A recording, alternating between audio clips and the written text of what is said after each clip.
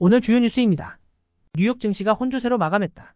4월 소비자물가지수 CPI 상승률이 2년 만에 가장 낮은 수준으로 떨어졌다는 소식이 나온 가운데 부채 한도 협상을 둘러싼 불안이 이어졌다. 지난해 증권사의 부동산 프로젝트 파이낸싱 PF 연체율이 10%를 넘은 것으로 나타났다. 2년 전의 3.4%와 비교하면 무려 3배 증가한 수치다. 10일 금융감독원이 윤창현 국민의힘 의원에게 제출한 자료에 따르면 지난해 12월 말 증권사의 부동산 PF 연체율은 10.4%에 달했다.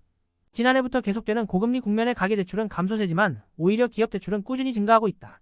중소기업이나 자영업자 중심으로 대출 수요가 늘어나는 가운데 연체율 또한 높아지고 있어 신용 위험 발생에 대한 대응이 필요하다는 지적이 나온다.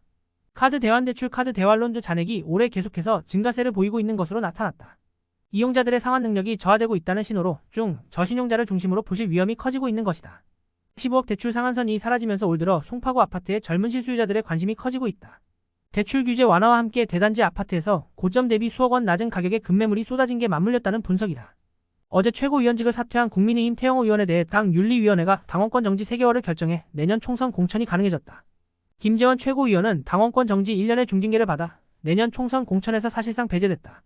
간호법 제정과 의료법 개정에 반대하는 의사와 간호조무사 협회 등이 오늘 휴진과 단축 진료 등 두 번째 부분 파업을 벌인다. 지난 3일 1차 파업 때 불참했던 치과의사들도 오늘은 대거 동참할 것으로 보여서 진료 차질이 예상된다. 윤석열 대통령이 오늘 코로나19 중앙재난안전대책본부 회의를 주재하고 방역 완화 방안을 확정 발표할 것으로 보인다. 위기 경보 수준은 심각에서 경계로 내리고 확진자 격리 의무도 없애는 등 사실상의 코로나 종식 선언이 될 전망이다. 고공행진을 이어오던 미국의 소비자물가 지수가 지난달에는 2년 만에 가장 적은 폭으로 오른 것으로 나타났다. 인플레이션 압박이 줄면서 다음 달 미국 기준금리도 동결될 거란 전망이 나오고 있다.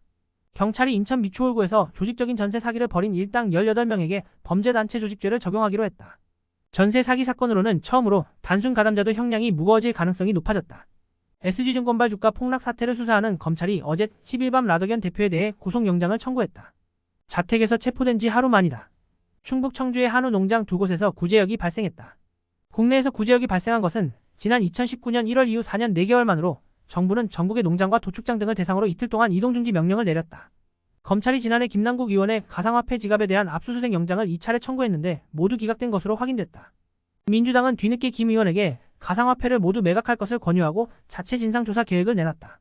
가수 임창정과 주류 사업을 협업했던 세븐일레븐이 외국계 증권사 소시에테제네랄 SG증권발주가 하락 사태와 관련해 임창정 손절 수순을 밟기로 했다. 오늘은 전국이 대체로 맑고 내륙을 중심으로 낮에는 25도가 넘는 초여름 날씨가 나타나고 일교차가 크겠다. 기상청은 이날 전국이 동해상에 위치한 고기압의 영향을 받아 대체로 맑겠다고 예보했다. 이상 부풀뉴스의 심기자였습니다.